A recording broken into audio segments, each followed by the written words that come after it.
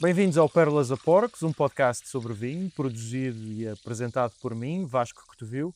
Aqui as pérolas são os nossos convidados e apesar da lenga-lenga do Ano Novo, Vida Nova, em 2026 o porco continua a ser eu. O principal foco deste podcast são naturalmente os produtores, mas sabemos que nem só deles se faz o mundo do vinho. Há aqueles que o vendem, que o servem e há também a quem transporta e distribui e garante que as prateleiras das enotecas, bares, restaurantes estão abastecidas e recheadas daquilo que nós gostamos mesmo. E se na primeira temporada tocámos um bocadinho nisso com os Goliards, hoje vamos a fundo com uma metade do par de ases que são os altos provadores. O Gustavo, como eles dizem, é o motor da operação, mas quem acaba por dar a cara é mais o Alexandre Gaspar, Aleca para os amigos. E pronto, e nós não fomos exceção, portanto, Alexandre, bem-vindo. Começo com uma pergunta do nosso anterior convidado, o Mateus. Era mais dirigida para produtores e foi uma pergunta que ele disse mesmo que só fazia assim ao fim de algumas horas de conversa, mas nós entramos logo a pé juntos. Vocês têm orgulho nos vinhos que representam? Eu assisti e ouvi o podcast do teu anterior convidado e tenho realmente muito orgulho nos projetos que nós recebemos e que representamos acima de tudo.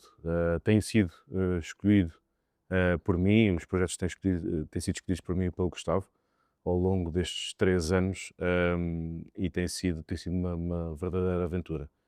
Ah, por outro lado, os produtores também têm gostado muito de trabalhar connosco, isso dá-nos muito alento, puxam por nós, acreditam em nós e estão-nos constantemente a aconselhar.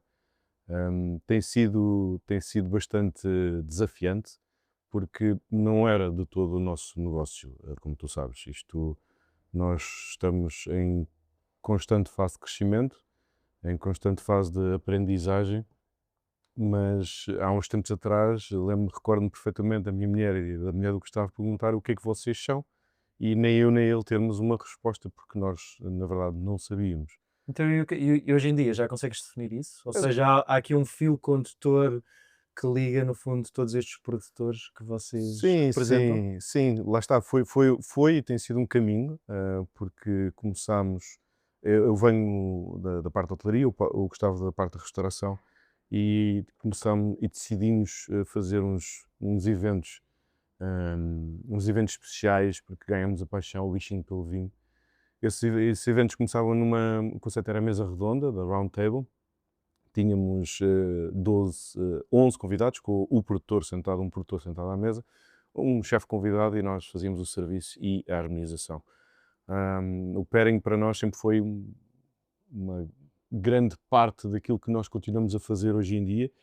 É fundamental porque vinho e comida e vinho devem andar sempre de mãos dadas.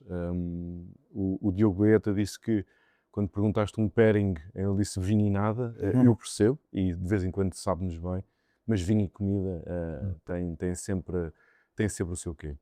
Hoje em dia somos representantes e somos distribuidores de vinhos. O que é isto de ser distribuidor de vinho? Foi uma coisa que quer eu e o Gustavo temos estado a descobrir. Um, não é só o trabalho de entregar, de fazer chegar o vinho a tempo e horas, mas sim de haver um trabalho de curadoria gigante por detrás. E de pequenos produtores, que são os produtores com que nós trabalhamos e que valorizamos. Tentamos fazer com que as pessoas e o público em geral conheçam estes pequenos projetos, estando em diferentes tipos de restaurantes e wine bars e garrafeiras. Mas, voltando aqui, aos produtores que vocês têm muito orgulho de representar, qual é há aqui uma ideia comum, há aqui um objetivo, uma visão que vocês, no fundo, associam a todos eles? Um fio condutor que encaixa, no fundo, em cada um deles, bem, enfim, obviamente com as suas, particularidades, terroirs específicos, regiões, países, etcétera? O fio condutor, voltando, acho que é muita parte gastronómica. Grande parte dos vinhos que nós representamos tem um conteúdo gastronómico bastante elevado. Somos um bocadinho, quer eu, quer o Gustavo, gostamos bastante de acidez e de frescura, mas obviamente os vinhos têm que ser equilibrados. E temos estado a tentar fazer um trabalho aqui no universo no mundo dos vinhos, existem muitas regiões e nós tentamos trabalhar, estamos a tentar fazer isso, não significa que vai ser esse o foco, mas há muitas regiões no mundo e nós tentamos ter um produtor de cada região, ou seja, não significa que não possamos ter 2 produtores do Douro, mas tentamos, por exemplo, aproveitar e ir à busca de produtores de diversas regiões e mostrar um bocadinho também o que é que se pode oferecer, não só a nível nacional, mas também como a nível internacional. Voltando um bocadinho atrás, tu e o Gustavo já são amigos de longa data, mas este projeto começa numa altura muito específica, num momento muito específico, e assim de uma paixão que vocês sempre tiveram, mas que nunca tinham decidido explorar. Sim, foi o meu pai exporta vinho já há cerca de 40 anos para todo o mundo, vinho em quantidade, outro tipo de registro daquilo que nós fazemos. Eu lembro-me quando estávamos na universidade, quer eu e o Gustavo, às vezes chegávamos à minha casa e tínhamos um flight de vinhos, de 8 vinhos tintos, para nós provarmos. Pai, não, sinceramente não gosto de vinho. Mas provem, por favor, provem. E alguma coisa deve ter ficado dessa altura. E em 2019 estávamos os dois e houve um acontecimento que o Gustavo foi diagnosticado com uma doença, e nós decidimos então fazer alguma coisa e tentarmos mudar um bocadinho a nossa vida e a forma como vivemos a vida. Aproveitar a vida, realmente fazer aquilo que nós gostamos, um bocado aqueles clichês de redes sociais Carpe diem. exatamente, carpe diem. E decidimos ir atrás disso e sem saber exatamente onde nos ia levar, o que iríamos ser, foi por aí que nós decidimos então investir. Hoje em dia a doença é uma doença que infelizmente não tem cura, mas acho que tentamos, com a amizade que temos, acho que é importante isso. Isto é um projeto familiar, é um projeto que vem de uma amizade muito grande. Eu e o Gustavo já nos conhecemos praticamente há 25 anos. Sou padrinho de casamento dele, ele é padrinho do meu casamento, sou padrinho do filho dele, ele é padrinho da minha filha. Ou seja, existe muita proximidade e Vocês não se podem chatear, na verdade. essa foi um bocado a base, e eu sempre lhe disse, e foi a base dos altos provadores. Aconteça o que acontecer, mesmo sendo uma amizade, isto é um negócio, mas a amizade está primeiro. Eu sei que é muito difícil e temos os dois, somos muito diferentes, mas conhecemos muito bem. Já são muitos anos de vivência e sabemos onde é que está o limite de cada um. Isso torna-se às vezes engraçado, outras vezes torna-se complicado, porque as viagens que fazemos, estamos juntos, tomamos pequeno almoço juntos, almoçamos juntos, jantamos juntos, às vezes dormimos na mesma cama por, porque tem que acontecer, mas e às vezes não nos podemos ver um ao outro. Eu sei isso e respeito, e já falámos muitas vezes sobre isso, mas o que interessa é que às vezes temos que conseguir dividir a parte da amizade com a parte do negócio, e nem sempre é fácil. Tem um sentimento especial o facto da maneira como vocês começaram e depois ao mesmo tempo aquilo que tu estavas a dizer, a relação que vocês têm com os produtores, no fundo, hum, dá-vos a sensação que isto é mais do que um negócio? Sim, sem dúvida. Para nós é um bocado de família. Aconteceu-nos, na semana passada, eu tive aqui um problema nas costas, que fui recentemente operado, e o Gustavo também teve um problema nas costas, e tivemos um produtor que nos veio ajudar a fazer as entregas, porque o Tomás, que é a terceira pessoa que está connosco, foi pai agora. Ou seja, existe essa proximidade, existe esse trabalhar em conjunto, trabalhar em equipa e de fazer crescer os projetos em conjunto da melhor forma. E acho que existe esse trabalho de comunidade e tem havido cada vez mais. Este é um meio muito competitivo, há muitos produtores, mas também há muitos distribuidores, há muitos deles com o nome já feito, com portfólios enormes. Foi difícil chegar ao primeiro produtor e dizer: Olha, nós não temos ninguém, mas queremos representar-vos. Sem dúvida, um mercado cada vez mais competitivo, cada vez mais produtores, cada vez mais distribuidores. Tem sido realmente uma, uma autêntica aventura.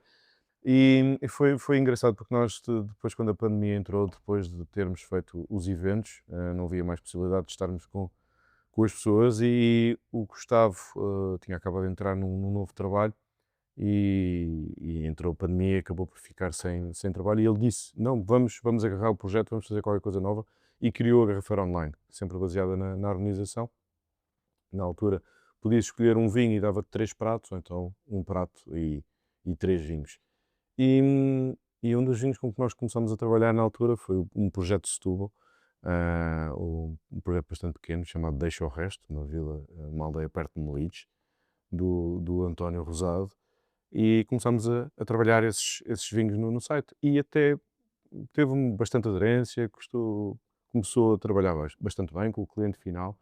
E depois, após várias conversas com o António, nós sem saber, ele isto foi quase, perguntou-nos se nós queríamos começar a trabalhar com ele nesse sentido, mas nós não percebemos nada de parte de distribuição. Não, mas vocês têm muitos contactos, né, nos restaurantes, nos bares, aproveitem isso, deem a provar os vinhos. E nós, sem saber como fazer, fomos arranjando os nossos próprios métodos, as nossas próprias formas de apresentar os nossos projetos. Eu lembro-me de chegar no início, porque já quando tinha alguns produtores connosco, levavam muitas garrafas, sempre nas provas, para mostrar aquilo que nós temos. E tinha sempre muito gosto em fazê-lo. Ou seja, o projeto não fui eu que fiz o vinho, não, neste momento participei numa vindima de um dos nossos produtores este ano, não, mas de resto não estive nesse projeto, nesse processo de realização do que está dentro da garrafa, mas toca-nos muito. Isso para nós é muito importante, passar essa mensagem aos restaurantes, porque somos nós que temos que fazer esse trabalho. Nós como representantes, nós como distribuidores, somos nós que temos que ir aos restaurantes e temos que apostar bastante nisso. E no início, sem saber muito sobre o vinho, decidi também apostar um bocado na formação. Tirei os cursos, estudei bastante, continuo a estudar, porque o mundo do vinho continua, é uma aprendizagem constante, e em alguns cursos que quero tirar e espero tirar agora em 2026. Ainda vais acabar a ser tu próprio enólogo? Eh, Já pensei muitas vezes sobre isso. Não sei, sinceramente, acho que nós estamos sempre a reinventar-nos, quer eu, quer o Gustavo, porque a dada altura isto pode se tornar um bocado estático. Vamos adicionando produtores, sim, mas queremos tentar fazer alguma coisa diferente sempre. O fator de diferenciação para nós foi sempre fundamental, até que começámos a trabalhar com vinhos do Novo Mundo e a apostar um bocadinho em regiões que são difíceis de encontrar cá em Portugal. O caso de trabalhamos com Oregon, trabalhamos com o deserto do Atacama no Chile, Nova Zelândia e quem sabe futuramente no Japão, não sei, mas tem sido um projeto bastante interessante e aconteceu com vários dos meus amigos que quando nos juntamos para um almoço existe sempre a questão de fazermos as provas às cegas e já com outras pessoas mostraram projetos e nós entramos em contato com o produtor, tentámos visitámos e existe essa sinergia e essa parte de família não só entre mim, o Gustavo e o Tomás, mas com todas as pessoas que estão à nossa volta. E querem-nos sempre mostrar projetos novos e "Olha, prova isto e isto, o que é que achas?"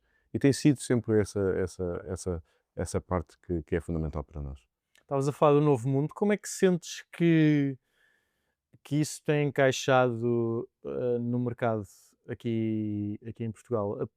Pergunto-me mais numa perspectiva de até financeira, porque calculo que os custos de transporte sejam mais elevados do que para outras regiões aqui mais próximas, mas depois ao mesmo tempo, embora se calhar se sinta que há uma abertura maior para vinhos estrangeiros, o português em si continua a achar que o seu vinho, ou português comum, vá, que o seu vinho é o melhor de todos, porque tem melhor qualidade de preço, porque tem isto, aquilo e aquilo outro. E portanto, dizer-lhe, não, não, mas está aqui um vinho do Oregon, dos Estados Unidos, que é se calhar uma região que muita gente nem ou não conhece ou acha que eles fazem vinho aí. Como é que, como é que tem sido este processo de introduzir estas referências no mercado? A aceitação não é propriamente fácil destes mercados, e o preço pesa muito, acaba por pesar muito. Agora, também temos que saber direcionar, para onde é que este tipo de projeto poderá funcionar. E acredito que há muitos restaurantes, e aliás, felizmente estão a trabalhar connosco, há muitos restaurantes e wine bars que procuram este tipo de vinhos. Há que saber direcionar este tipo de projetos.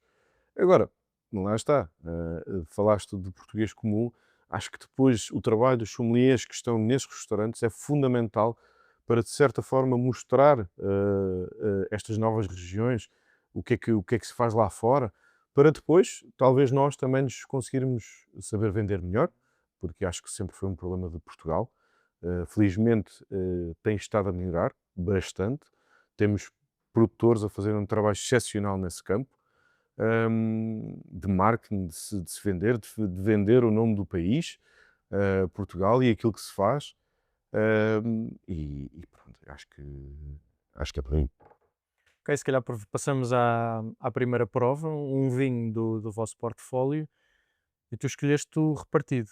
A partir de 2 pontos, exatamente. Um projeto do António Mendes e do David Gomes, que é um projeto que tem andado sempre, sempre junto com os altos provadores. E para mim, existe um carinho especial por tudo aquilo que tem sido feito lá e também pela aposta que eles têm tido em nós. E ao mesmo tempo isso funciona para ambos os lados. O Repartido 2 Pontos é um vinho da região dos vinhos verdes, é um 100% alvarinho, fermentado e estagiado em barricas. Neste caso é uma barrica de segundo ano. A colheita anterior, a de 2022, estava marcada pela barrica nova. Este vinho agora é bastante mais elegante. O Repartido começou com uma, com, com uma referência que é uma soleira que eles têm. Neste momento já estamos no 14,24. Temos 10 colheitas de alvarinho numa só garrafa para mostrar a capacidade evolutiva da casta alvarinho. E é um projeto que tem vindo a crescer aos poucos.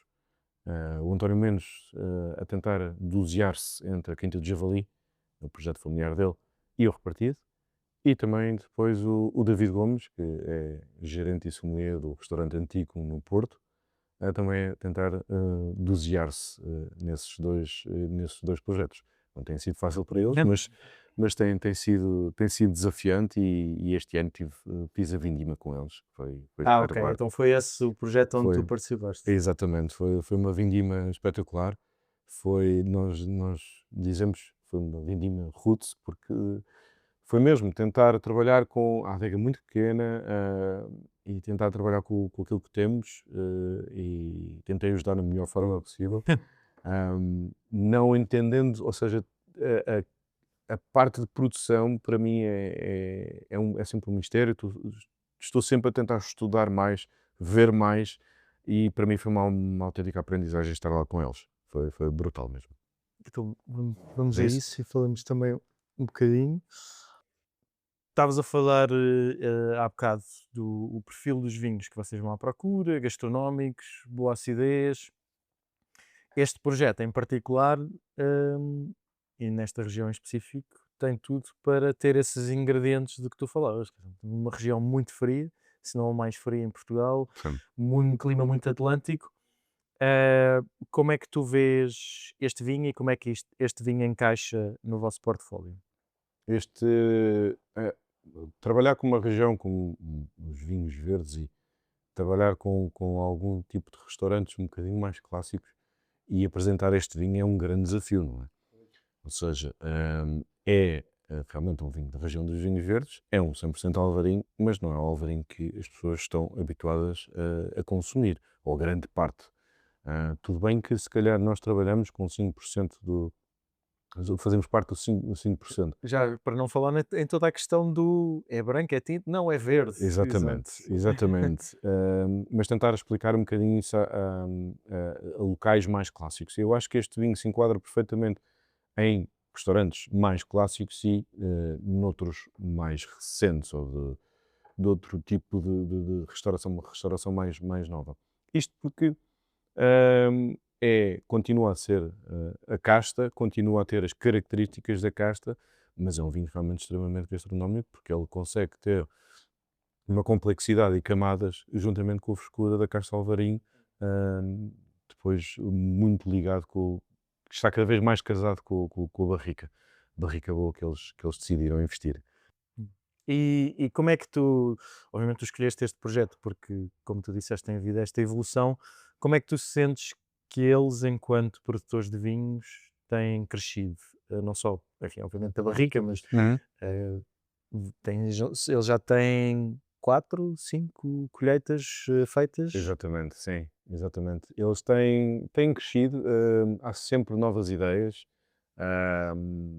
e às vezes é sempre uma questão, que é, a nível de todos os produtores, se querem fazer um vinho porque poderá encaixar no mercado, ou fazer um vinho porque é aquilo que eles querem fazer, e depois se encaixa ou não, isso já é. E eu acho que aqui eles têm feito muito aquilo que lhes apetece fazer, e aquilo que faz sentido para eles. Se encaixa ou não no mercado, eu acho que grande parte depois é a parte da distribuição e da representação. Esse é um trabalho que deve ser feito pelo distribuidor. Mas eles estão a fazer aquilo que para eles faz mais sentido. Tentar fazer um alvarinho diferente, porque não é o comum dos alvarinhos. Já tive grandes debates com algumas pessoas. Ele tem as características do alvarinho, agora está casado com uma barrica. Hum, e agora sei que poderá haver novas referências a saírem no futuro. Acho que é como tudo, acho que é um crescimento da parte deles.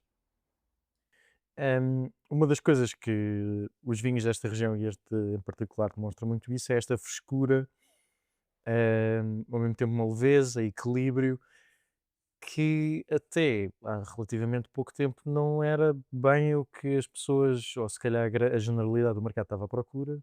Ahm, Tu sentes que vocês entraram neste negócio na altura certa? Ou seja, que se estivesses a tentar vender este vinho, por exemplo, há 10 anos, que terias tido dificuldades acrescidas? É uma excelente pergunta, Vasco. Penso muito nisso. Penso realmente muito nisso porque gostava de ter entrado no negócio antes. Admito. Nós entramos em 2019, mas gostava de ter esse desafio porque vinhos brancos mal se consumiam há 10, 15 anos atrás. Vinhos da região de Sintra, das regiões costeiras, consumiam-se muito menos. A produção de vinho, o consumo de vinho brancos tem vindo a aumentar drasticamente. Nós sentimos isso mesmo de 2024 para 2025, tem-se consumido muito mais vinho branco do que vinho tinto. Pelo menos para nós, dentro do nosso portfólio. Mas não sei se entramos quando tínhamos que entrar, no fundo. Mas sim, é um autêntico desafio. Ao longo dos meus anos, que são poucos neste mundo, e depois também através do podcast, tenho falado com alguns produtores que me falam dos tempos em que só os goliardos, por exemplo, é que acreditavam neles, ou outros distribuidores assim mais de nicho, que havia quase um período de secura e que de repente, finalmente, agora o sol começa a brilhar nessas regiões, mas que antes era assim um bocado, não sabiam como é que ia ser o dia a seguir. E se vocês, no fundo, estivessem a competir nesse mercado, terias passado por isso também, Sim, não? sim, sim, sim. Não, Mas gostavas de ter tido esse sem desafio, é dúvida, isso? sem dúvida, sem dúvida. E atenção, o trabalho que foi feito pelos Goliardos foi um trabalho incrível. E desde o início que eles desbravaram isto, eles levam 19 ou 20 anos, acho que são 20.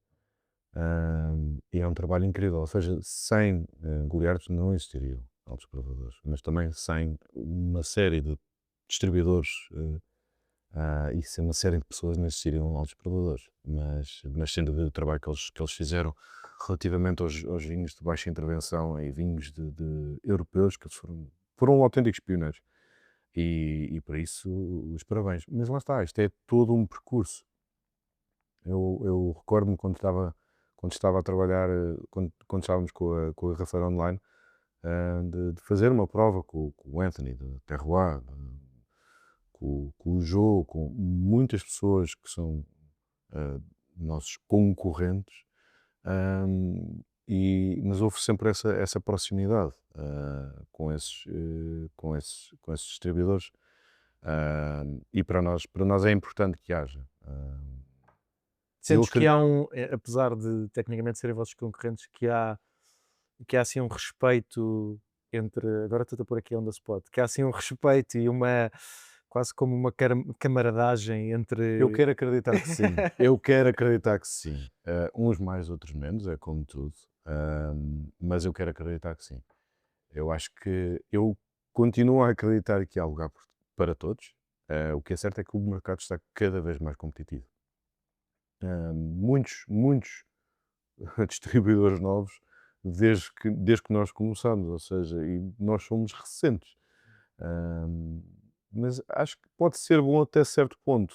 Este 2026 vai ser bastante desafiante nesse sentido, porque existem realmente muitos projetos e muitos distribuidores. Por isso eu não sei ao certo o que é que vai acontecer. Mas estamos cá para ver. Na vossa perspectiva, eu toquei nisto na conversa com a Nádia Desidério do Bel Canto, e já houve outros produtores que mencionaram também. Há esta ideia também de que as pessoas estão a consumir menos vinho, mas se calhar são mais seletivas naquilo que consomem. Sem dúvida, a Nádia falou relativamente ao vinho sem álcool. E falou também que que fazem pairings não alcoólicos, no fundo, no Exatamente, restaurante. exatamente. E, verdade seja dita, não são os únicos. Há muitos restaurantes que hoje em dia têm, sobretudo assim, a estes níveis, que têm ofertas de pairing não alcoólico. É um desafio para os próximos anos. Tudo o que as pessoas querem colocar no seu próprio corpo, hoje em dia olha-se muito a isso, se é benéfico ou não para a nossa saúde.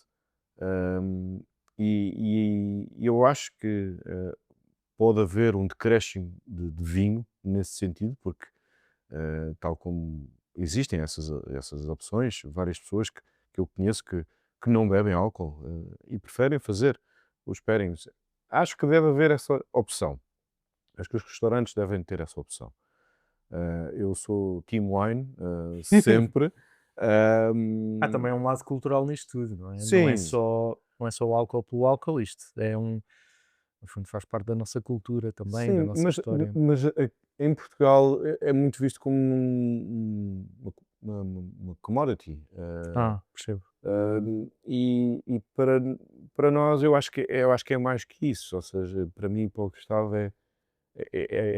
falo muito de uma paixão de saber o que é que está por trás das histórias, do que é que cada garrafa conta, cada produtor conta, o que é aquele sítio com aquela parcela, com aquela uva poderá dar. É sempre, sempre, sempre uma aprendizagem. E eu, a mim interessa-me muito. Acho que foi isso que me fez agarrar aqui ao mundo do vinho. Agora percebo que nem todos temos que gostar do amarelo, não é? Uhum. Mas sim, eu acho que vai ser um ano extremamente desafiante. Existe muito vinho que está dentro das adegas, muitos produtores têm vinho dentro das adegas, e precisam de vender. Por isso, sei que vai ser um ano desafiante. Ok, é uma boa nota para passarmos à nossa segunda secção. Eu pergunto, ou eu peço sempre aos produtores que me falem num produtor que tenha sido uma inspiração. No vosso caso é um bocado diferente porque, pronto, vocês não são produtores, mas aqui abordámos a ideia que conversámos antes, e a ideia que decidimos explorar foi uma região ou alguém que seja representativo de uma região que vocês ainda não representam. E tu falaste no Jurá e no Nicolas Jacot, um produtor que tu disseste que andas a correr atrás dele já há uns anos e que não consegues encontrá-lo. Curiosamente, eu fui só à garrafeira que é ao lado da minha casa e sem andava a Calma, ver. mas tu Andava, fazes batota. Tu estás em Londres. Certo, certo. Estando em Londres, tu tens um acesso que aqui nós não temos. Estamos a trabalhar para isso. Mas olha, o e-mail dele está na garrafa. O e-mail dele está na Estou a garrafa. brincar. Por acaso nesta não está. Ahm, Isto de tentar trabalhar com produtores novos ou tentar angariar um produtor novo que se calhar provámos uma, duas, três vezes, se calhar neste caso já provei bastantes vezes, ahm, tem sido um autêntico desafio. E há produtores que simplesmente nem bater à porta pode ser visto como um sinal de desrespeito. Sim. Ahm, Mensagem no Instagram é para esquecer. E depois é tentar com contactos. E há produtores que são mais fáceis e outros muito complicados. Nicolas Jacó. Bom efeito sonoro agora. Exatamente. Nicolas Jacó. Este não tem sido um unicórnio. E quem sabe? Isto é assim, eu estou a dizer isto aqui em um podcast, e sei que também algum parte da concorrência também anda a tentar trabalhar com ele, mas quem sabe um dia, pode ser que tenha sorte. Antes de irmos ao Nicolas Jacó, este, quando tu falaste no Jurá, mas mencionaste também outras regiões, hum, esta ideia de ter certas regiões-chave é muito importante para vocês. Sem dúvida. Porque queremos, de certa forma, demonstrar o que é que cada região poderá dar. Se trabalhamos com o produtor XYZ, acreditamos que esse produtor vai ser um excelente exemplar daquela região. Ou seja, para isso, o que é necessário? É muita prova, muito estudo também.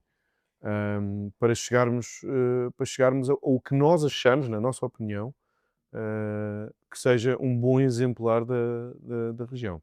Para todos os efeitos, o Nicolau Jacob é um aprendiz do Ganvá, por isso, logo Hum. aí, acho que é um bom início. Um bom É indício. um bom início. Ele tem estado a crescer, é um produtor relativamente recente. Começou em 2015 e em 2019 com a sua primeira vinha. Hoje em dia leva cerca de 6 hectares. Sim, e tem várias referências, brancos, tintos. Os brancos são mais difíceis de encontrar, esse também não encontrei. Portanto, o que nós estamos a provar é o Nicolas Jacó Au Molier, que é um Côte du Jura de 2022, que é 100% Pinot Noir. Ahm, Tem aqui um bocadinho de volátil, mas nada que seja desagradável. Porra, isto é muito bom. Ah, este produtor e o Ganevá, também no fundo, o mentor dele, o Jurra em si, encaixam numa onda de. O Jurra em si, enfim, não toda a gente, mas uma boa porcentagem hoje em dia, encaixa numa onda de vinhos de pouca intervenção, vinhos naturais para alguns, depende um bocado do nome que lhes queiram chamar. Esta maneira de ver o vinho, como é que encaixa na vossa, quer dizer, na vossa filosofia, na maneira como vocês estruturam o vosso portfólio? É algo que vocês procuram? É algo que excluem? É algo que pode estar lá, mas que não são necessariamente, enfim, não é no fundo um critério Não é um necessário? requisito. Ah, É o seguinte, nós obviamente procuramos o sense of place. Hum. Ahm, e não sendo fundamentalistas, porque não somos, acreditamos que tem que haver um trabalho excepcional na parte da vinha. Obviamente, para nós é fundamental que não haja herbicidas, pesticidas e outro tipo de químicos, mas não é um requisito para o nosso portfólio. Ahm, Trabalhamos, digo isto, mas se calhar 90% do nosso portfólio são vinhos de baixa intervenção. Hum. E eu acho que acrescenta valor, sem dúvida. Acrescenta valor ao produto em si, e outra parte que é fundamental, que é o storytelling. Hum. Eu acho que isso é fundamental. A forma, não é só questão de contar a história, é passar essa mensagem de que o produtor tem cuidado com aquilo que está a fazer. Realmente cuidado com a natureza. Obviamente, se o vinho tem certificação ou não é fundamental, Hum. mas é o cuidado que ele tem que ter na E vinha. depois, também quando falamos de vinhos de pouca intervenção, na verdade, estes vinhos dão muito mais trabalho a fazer do que uma coisa industrial, que aquilo é quase automático. Ahm, o Jurá, obviamente, uma referência assim no mapa vínico mundial. Há sim regiões que vocês não têm e que ainda querem ter, quer cá em Portugal, quer lá fora? Sim, sem dúvida. A nível nacional, começámos agora com um projeto que já há muito tempo queríamos ter no portfólio, Bairrada, um projeto recente. Gostava muito de trabalhar com o Algarve. Acho que é uma região que pode dar muito mesmo, isto a nível nacional. Hum, lá fora, lá fora existe todo um mundo, existe todo um mundo, mas sem dúvida uma região que me tem feito crescer mesmo e abrir horizontes, que eu não englobo na parte do novo mundo, Hum, apesar de ser, é o Japão. no Eu tenho Japão. provado coisas excepcionais do Japão. Mas ao mesmo tempo, quer dizer, se por exemplo, quando falamos no Jurá, é aquela referência que tu chegas a um restaurante, olha, vinho do Jurá, então, já, conheço o Jurá. Quando chegas a um restaurante e dizes, olha, tenho aqui este vinho do Japão, se calhar, enfim, haverá sempre quem conheça, mas não é aquela escolha óbvia. É, sem dúvida, excelente, excelente questão, Vasco. Este ano foi um ano de desafio, consumiu-se muito mais vinho português. Hum. Nós temos um portfólio com cerca de 65% de vinhos internacionais e o restante português. Consumiu-se muito mais vinho português e, fora disso, há sempre duas regiões que as pessoas procuram, Champanhe e Borgonha. Sim. Ok? Em que a terceira, dentro dos restaurantes e dos locais onde nós trabalhamos, é Jurá. Ok. Tudo o resto é sem dúvida um desafio. Obviamente que Itália, Barolo, está muito presente. Ahm, Mosel, os Rieslings, muito presentes, mas estas três têm sido as que têm realmente funcionado bastante bem. Canárias, nós trabalhando também tem sido um autêntico desafio. Ah, e dar a conhecer estes vinhos tem sido bastante gratificante, porque são vinhos únicos, são vinhos especiais. Nós trabalhamos com Lanzarote e trabalhamos com a Gran Canária, que têm dois tipos são duas vertentes totalmente diferentes. A Gran Canária com altitude e com solo 100% vulcânico, e depois temos o Lanzarote, que tem uma mistura de solos, não tem altitude, tem castas autóctones por descobrir. Tem sido extremamente gratificante, mas ao mesmo tempo é um desafio, porque lá está, o consumidor que neste momento está uh, em Portugal, a nível de os portugueses, os turistas e também expats, neste momento, vinho português e se calhar Borgonha, Champanhe e também É giro. Gil. Obviamente que quem vem cá com mais, ou quem consome com mais poder de compra são os turistas e se calhar os expats. Hum, E uma das coisas que a Nádia dizia relativamente ao bel canto é que as pessoas vão à procura, como é um restaurante português, que vão à procura da história portuguesa e, portanto, do vinho português. Tu sentes que isso poderá ser a explicação para essa questão, no fundo, para haver mais consumo de vinho português e não, se calhar, o mercado estrangeiro não entrar tanto? Eu acho que o consumidor está cada vez mais está melhor informado. Hum. Ou seja, tem acesso a informação que não tinha há uns anos atrás. Logo aí é totalmente diferente. E também o trabalho que tem sido feito a nível geral por parte dos produtores portugueses a venderem-se no estrangeiro faz com que haja interesse eh, da comunidade estrangeira e também dos expats ehm, de procurar o vinho português. Porque lá está, de 2024 a 2025 nós sentimos uma transição. E falámos com os restaurantes e eles próprios também sentiram. Existem restaurantes com o pairing só com vinhos portugueses e depois tem outros que têm o pairing com vinho português e também com vinho internacional, que dão essa opção. Eu acho que deve haver essa opção pronto, isso é uma opção do próprio restaurante em si. Mas sem dúvida que ou fazer um pairing misto de vinhos portugueses com vinhos internacionais. Nós fomos agora recentemente ao Bubus e um trabalho espetacular da Anastásia, a sommelier do Bubus, que nos apresentou um pairing. Estava a nível técnico e a nível de sabores e ligação com a comida foi excepcional. E apresentou vinhos portugueses e vinhos estrangeiros. E lá está. Contou a história, foi a sua visão, deu o seu cunho. E acho que isso é fundamental que os sommeliers consigam fazer isso. Dar o seu próprio cunho com a sua aprendizagem, claro, com a sua vivência.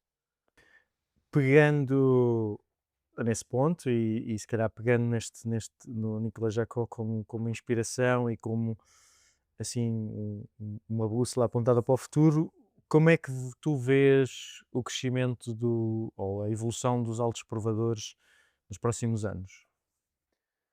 Não sei o que é que irá acontecer, porque nós, nem eu nem o Gustavo, conseguimos estar parados muito tempo.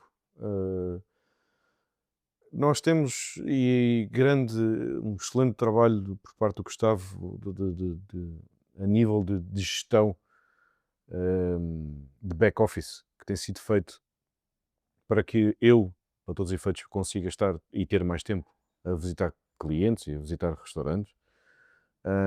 As coisas estão estáveis e agora é apontar para regiões que nos dão gosto, para produtores que nós queremos trabalhar.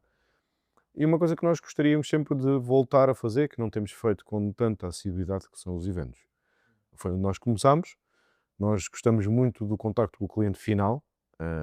Ultimamente temos estado mais a trabalhar com os restaurantes, wine bars e garrafeiras, mas gostamos muito de ter o contacto com o cliente final. E acho que essa vertente vai sempre aparecer. A distribuição tem-nos dado muito que fazer, mas acho que o foco vai ser tentar nos reinventar. O que é que será? Ou seja, esta já será não é a versão 2.0, 3.0, 4.0 dos altos provadores, mas alguma coisa vamos ter que fazer. Gostamos muito de visitar produtores, e gostamos muito que as pessoas também possam fazer. Acho que os portugueses visitam muito pouco os produtores. E acho que isso pode sem dúvida trazer, é muito benéfico para o mundo, para este universo dos vinhos. Acho que trabalhando um bocadinho em conjunto, isto já falando se calhar da parte do IVV e as próprias revistas, acho que pode haver esse trabalho sem dúvida em conjunto. E o que é que sentes, agora se calhar pegando nisso, o que é que sentes que falta aqui a Portugal, que se calhar lá fora já há? Anos, Hum. tempo. Eu acho que começamos a fazer as coisas ah, com calma e com paciência.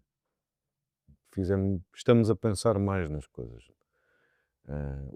Os produtores estão a pensar mais nisso.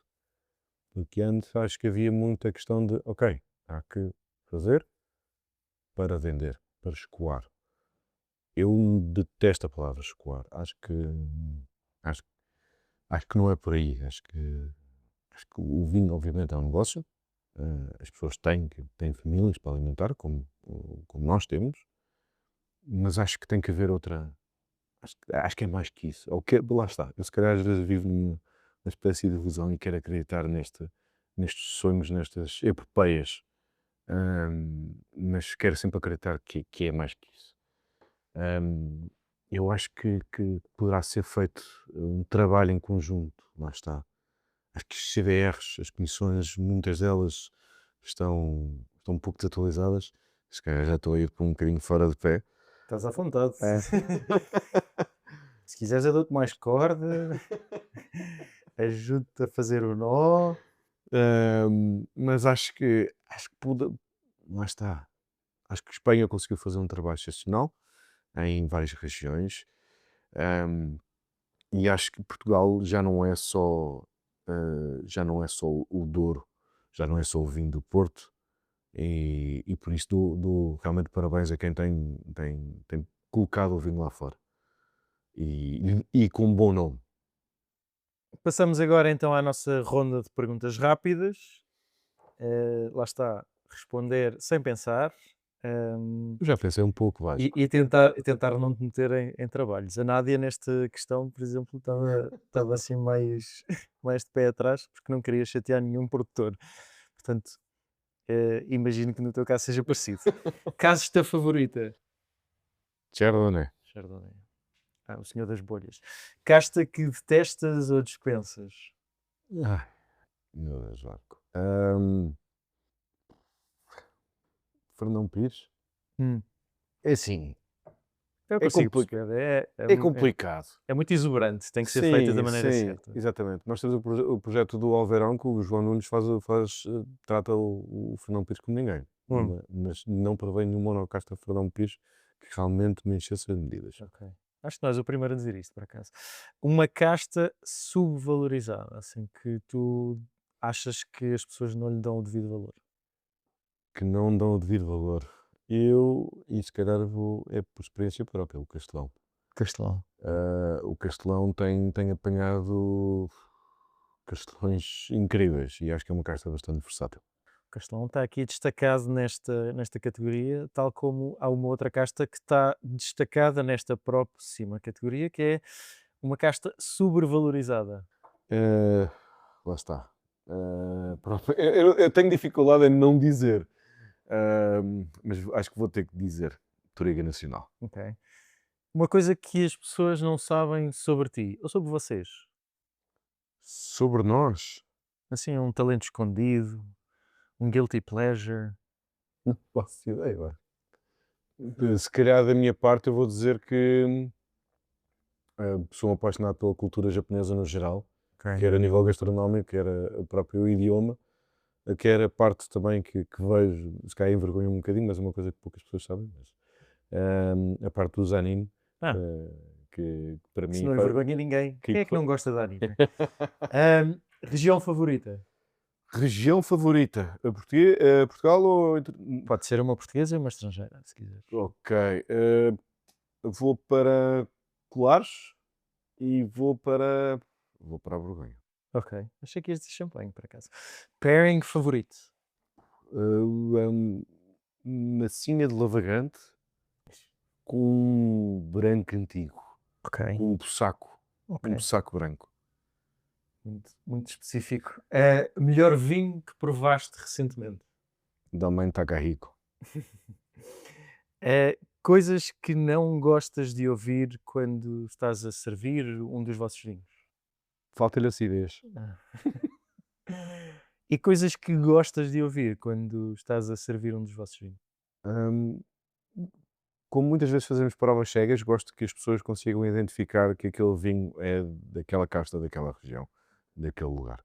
Se estivesses no meu lugar a falar com o próximo produtor, sommelier, importador, distribuidor, que pergunta é que fazias?